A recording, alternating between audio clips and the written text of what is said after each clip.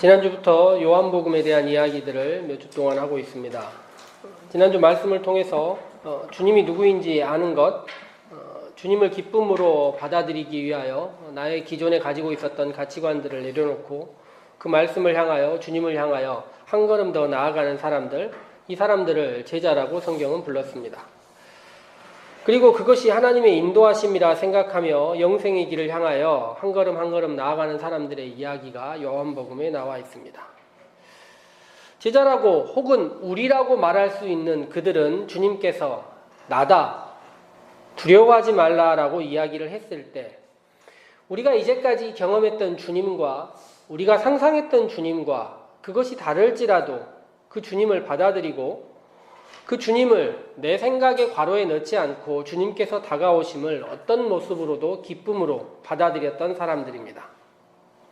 그들의 삶 혹은 우리의 삶은 이미 어두웠고 주님은 아직 오시지 않은 것 같은 상태이기에 두렵지만 주님을 받아들이고 우리의 상식과 경험을 넘어서서 주님을 인정했을 때 기쁨으로 주님과 함께 가려던 곳에 이르는 사람들, 그것이 우리이고 그 사람들이 제자라 이야기를 했습니다. 그렇지만 그 반대에 서 있는 사람들도 있습니다. 세례 요한도 예수님도 자신의 힘으로 여러분들이 내 앞에 온 것이 아니다, 하나님 앞에 온 것이 아니다 이야기를 했지만 자신의 의지와 노력으로 이곳에 왔다 이야기하고 자신의 욕망과 성취를 이루려 하는 사람들, 자신의 생각을 더 강조하는 사람들은 주님의 곁을 떠납니다. 그들은 예수님이 이런 사람이 돼야 된다 생각하고 괄호를 치고 그 안에 예수님을 넣으려고 합니다. 예수님은 그들에게 먹을 것을 주는 임금이어야 하고 자신들의 정치적인 이해를 위한 존재여야 하며 자신들이 원하는 규정을 지키는 존재여야 합니다. 그것을 지키지 않는 사람은 예수님이라도 하나님의 아들이라도 마땅히 거부당해야 합니다. 요한복음 6장에서 예수님은 나는 나다, 나는 무엇이다라고 최초로 이야기를 하셨고 그 내용이 유대인들과 일반 무리들에게 맞지 않을 때 예수님이 나는 누구다라고 말할 때마다 예수님과 그들의 관계는 점점 나빠집니다. 갈등은 심해집니다. 요한복음 7장을 읽다 보면 대제사장과 바리새인들이 그런 예수님, 자기 자신의 생각과 다른 규정을 하는 예수님을 잡기 위하여 아랫사람들을 보냅니다. 요한복음 7장을 읽어보면 이 아랫사람들, 무력을 행하는 사람들, 쉽게 말하면 힘 좀 쓰는 사람들이 그들 앞에 갔지만 예수님을 잡지 못하고 돌아왔습니다. 그들이 갔을 때 예수님께서 하셨던 이야기가 이런 이야기예요. 너희가 나를 찾아도 만나지 못할 터이요 나 있는 곳에 오지도 못하리라. 누구든지 목마르거든 내게로 와서 마셔라. 나를 믿는 자는 성경의 이름과 같이 그 배에서 생수의 강이 흘러나오리라. 잡으러 갔더니 이런 이야기를 하는 거예요. 그래서 이 사람들이 와서 뭐라고 이야기하냐면 그 사람처럼 말하는 사람은 없었습니다. 너무나 이상하다는 거예요. 뭔가 꼬투리를 잡고 하려고 하는데 얘기를 듣고 있으면 우리의 기본적인 상식과 맞지 않다 이야기를 했습니다. 그런데 그들을 보낸 사람들, 자신도 예수님 앞에 가서 그 이야기를 듣지 않았던 사람들이 너희도 현혹되었느냐, 유혹되었느냐, 미혹되었느냐라고 이야기를 합니다. 예수님께 손을 대지 못하게 했던 말씀은 어떤 말씀들이었을까요? 요한복음 8장을 보면 그 다음에 얘기가 나오는데 가늠하다 잡힌 여인 이야기 잘 알지 않습니까? 너희 중에 죄 없는 자가 먼저 돌로 쳐라. 나도 너를 정죄하지 아니하노니 가서 다시는 죄를 짓지 말라. 나는 세상의 빛이다. 이런 이야기가 연속적으로 그런 이야기들입니다. 그리고 유대인들을 몹시 분노하게 했던 이야기 있지 않습니까? 너희가 내 말에 거하면 참 내 제자가 되고 진리를 알지니 진리가 너희를 자유롭게 하리라. 예수님은 사람들에게 이야기합니다. 너희가 오고 싶어서 온 것이 아니라 자신의 발로 왔다 생각하는 사람들에게 반복적으로 아니라 이야기를 합니다. 요한복음이 말하는 자유라는 것은 자신의 발로 걷고 자신의 눈으로 보고 자신의 생각으로 자유롭게 생각한다고 해서 자유라 말하지 않습니다. 그들이 생각하는 진리는 그들을 가두고 그들을 옥죄는 자유입니다. 자신들을 가두는 규정들이라 이야기를 합니다. 그래서 결국 예수님께서 자유에 대해서 그들에게 이야기를 하려던 결과 맨 마지막에 어떻게 되냐면 유대인들이 예수님을 돌로 치려 한다 이것입니다. 그리고 오늘 우리가 읽은 9장 이야기가 시작됩니다. 요한복음 8장부터 우리가 다음 주에 읽을 12장까지의 이야기는 갈등의 절정의 상황들이 반복됩니다. 그리고 그 상황 가운데서 예수님과 제자들은 예루살렘 내에 어떤 길을 가고 있습니다. 그러던 중 오늘 성경에 나와 있는 것처럼 날 때부터 보지 못하는 한 사람을 보았다 적혀 있습니다. 그런데 이 사람이 날 때부터 보지 못했는지 중간에 실명이 되었는지 어떻게 알 수 있습니까? 성경에 그런 표시가 나와 있지 않지 않습니까? 모르긴 해도 이 사람이 후에 보니까 가족들이 있었고 구걸을 했다는 것을 보니 예루살렘을 찾아오는 수많은 순례객들에게 구걸하기 위하여 표시를 해놓든지 아니면 자기가 강조하기 위하여 저런 이야기를 하지 않았을까 생각해 봅니다. 저는 나면서부터 한 번도 보지 못한 사람입니다. 아니면 그렇게 적어놓고 있었다는 것입니다. 나면서부터 예루살렘에 살았지만 한 번도 성전을 보지 못했습니다. 여러분들, 성전을 보시는 여러분들, 저에게 도움을 주십시오. 아마 누가 들어도 예루살렘을 순례하던 순례객들 입장에서 불쌍한 이야기가 아니었을까 생각해 봅니다. 그런데 날 때부터 보지 못하고 있었던 이 사람은 누구보다도 보지 못하니 뭐가 예민해집니까? 귀가 예민해지지 않겠습니까? 목소리만 들어도 지나가는 사람이 나를 도울지 돕지 않을지 충분히 알 수 있을 것입니다. 그렇다면 이 사람이 듣기 싫었던 이야기도 있지 않겠습니까? 어떤 이야기를 차라리 돕지 않은 것은 익숙하니 괜찮은데 가장 듣기 싫은 이야기는 무엇일까요? 오늘 성경에서 제자들이 말했던 이 사람이 앞이 보이지 않는 것이 누구 때문입니까? 자신을 도움의 대상이 아닌 논의의 대상으로 삼는 것, 이것은 무척 보지 못하는 사람 입장에서 괴로운 이야기가 되지 않을까 생각해 봅니다. 그리고 그 이야기 뭐라 말을 해도 자신에게는 답이 되지 않기 때문에 그것이 더 불편할 수밖에 없습니다. 이 사람의 죄 때문이다, 아니면 부모의 죄 때문이다, 이렇게 이야기를 하는데요. 어떤 생각이 들었을까요? 둘 중에 어떤 것이 답일까요? 더 최악의 답도 있습니다. 두 사람 모두 부모와 자기 자신의 죄 때문이다라는 이야기까지 들을 수도 있습니다. 구약 성경은 이것에 대해서 이야기를 해요. 율법서의 전통은 나를 미워하는 자의 죄를 갚되 아비로부터 3, 4대입니다. 그러니 율법서에 따르면 누구의 죄입니까? 아버지의 죄인 것이죠. 그런데 예언서의 전통은 좀 다릅니다. 아버지가 신포도주를 먹었다 해서 아들의 이가 쉬지 않는다고 나와 있어요. 각자의 죄는 자기가 지고 살아야 합니다. 율법서에 따르면 부모의 죄, 예언서에 따르면 자기 자신의 죄입니다. 그렇지만 이 두 가지 얘기 다 듣고 싶은 이야기는 아니지 않습니까? 이 3, 4대에 대한 이야기는 출애굽한 다음에 이스라엘 사람들이 왕정시대 가기 전에 하나의 공동체, 거룩한 공동체로서 가족과 같은 연대를 맺고 있을 때의 이야기입니다. 3, 4대에 이른다는 것은 그 가족 하나를 다루고 있는 것입니다. 니네 가족 전체에게 누군가 잘못하면 책임을 물을 테니 함께해서 함께 연대하여 하나님의 뜻대로 살아라는 이야기고, 사사시대 이후에 자기 소견에 옳은 대로 살았고 왕정시대 이후로 각자의 삶이 계급에 혹은 구조에 종속돼 있고 가족관계는 완전히 쪼개졌을 때, 그때는 누구에게 누구의 잘못을 가족 전체에게 묻지 않는 일이 일상화된 것 같고, 이 다음에 다음 세대 포로기 이후의 세대에서는 당연히 누구의 잘못이라 이야기하지 않고 모든 것이 자기의 잘못이다 말하는 것이 익숙해져 있었을 것입니다. 그런데 보지 못하는 사람들 혹은 듣지 못하는 사람들 아니면 다른 고통 속에 살고 있는 모든 사람들은 다 정죄의 대상이 될 수밖에 없다는 것이죠. 보지 않는 사람들에게 듣고 싶지 않은 이야기, 들리지 않았으면 좋겠다는 이야기가 이미 들리고 있습니다. 예수님은 이미 7장에 이야기한 것처럼 사람들과 다르게 이야기를 하십니다.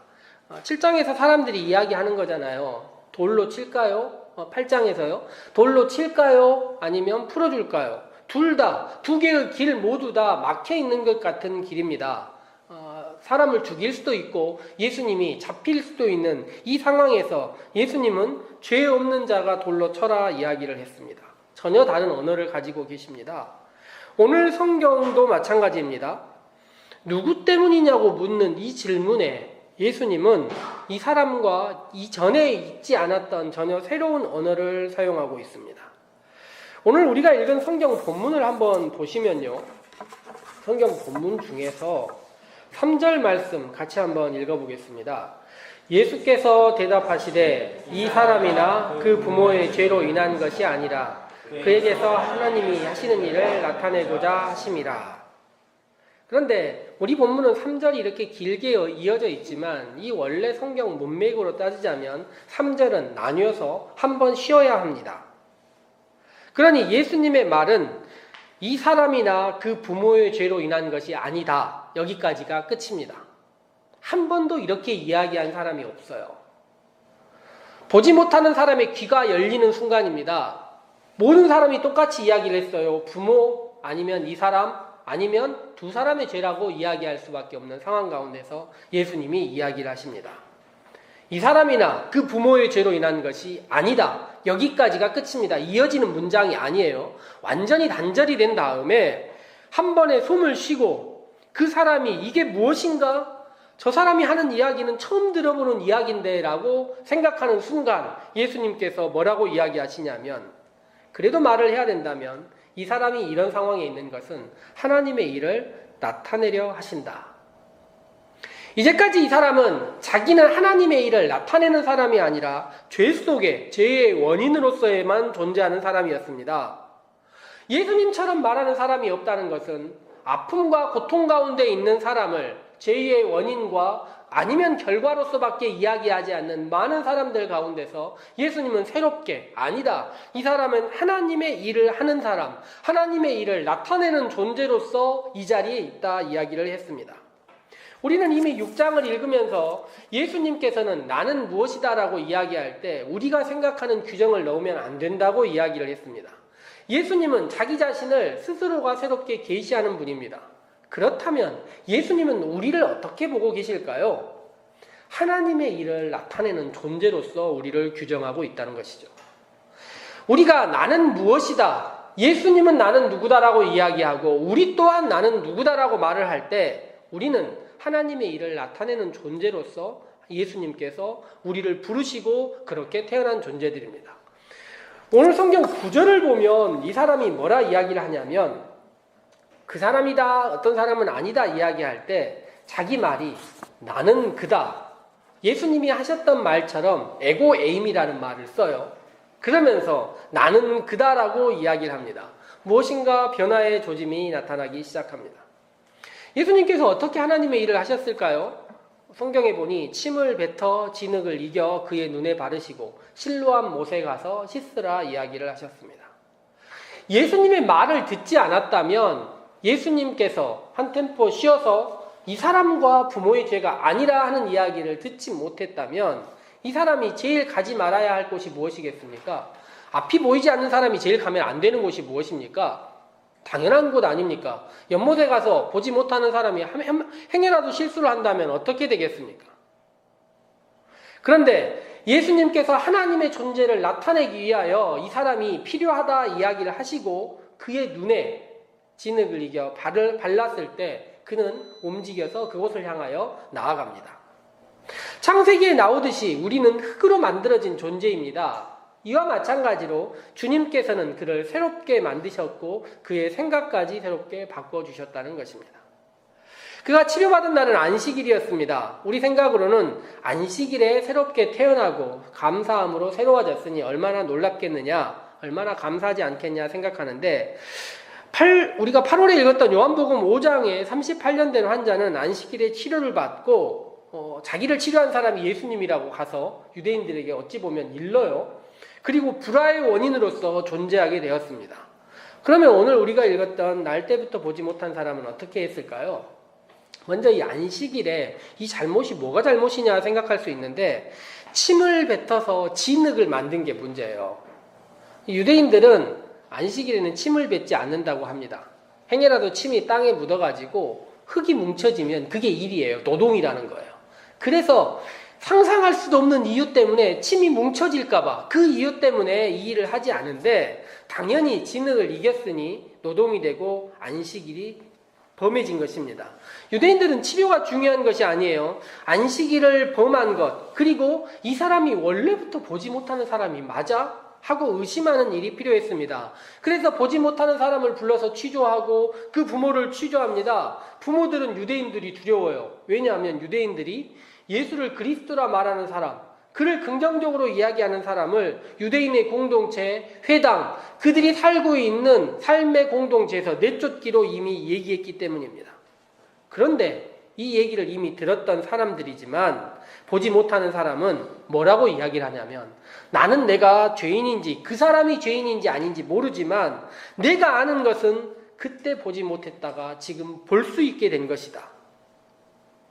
이 사람의 이야기가 놀라운 것은 많은 사람들에게 사실 일어난 일조차 증거가 되지 못하고, 기적도 믿음이 되지 못하고, 사실도 논쟁거리가 되고, 기적도 의심의 여지가 되고 있는 이 상황에서 그런 거 얘기하지 마라. 중요한 것은 내가 보지 못했는데 지금 볼 수 있게 된 것이다 라고 증언한 것입니다.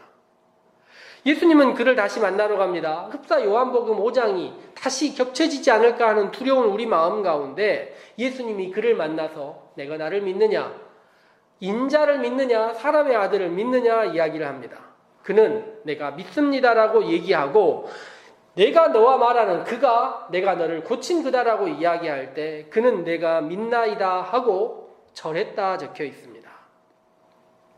믿음은 오늘 우리 말씀의 제목인 것처럼 경이에서 경의로, 놀라움에서 경배로 바뀌는 것, 이것이 믿음입니다. 그 과정 가운데 우리를 놀랍게 찾아오신 주님의 이야기가 있고, 그 주님의 이야기를 받아들였을 때 우리는 마땅히 경배함으로 주님 앞에 나가야 합니다. 그런데 누군가는 경의에서 의심으로, 경의에서 모함으로, 우리가 상상할 수 없는 규정들로 그 경의를 추락시키고 내려버리려는 많은 노력들을 보게 됩니다. 그런데 성경에 나와 있는 이 사람은 보지 못하는 존재에서 주님을 온전히 볼 수 있는 존재가 되었을 때 경의에서 경의로, 경배로 주님 앞에 나아갔던 모습을 볼 수 있습니다. 우리가 하나님께 나아감이란 어떤 것일까요? 우리 존재가 구원받은 것, 이 자리에 우리가 함께 공동체로 모여있는 것, 이 모든 것이 경의입니다. 놀라움입니다. 구원받지 못할 것 같았던 존재들, 우리 스스로를 바라보고 있었을 때, 보지 못하는 삶을 살았던 우리의 많은 삶들을 생각해 볼 때, 우리가 조금이라도 깨어서 뭐 한 글자라도 읽을 수 있고 말씀 안에서 새로워지려는 노력을 하고 있는 이 자체가 경의입니다. 그것을 위하여 주님께서 우리 가운데 오셨고 우리가 경이로운 존재로 이 자리에 있는 것입니다. 남은 것은 무엇입니까? 의심과 모함과 많은 설득력 없는 이야기들로 만들어가는 새로운 일들이 아니라 주님 앞에 온전히 경배하면서 우리의 믿음을 가지고 세상 가운데 증언하는 일입니다.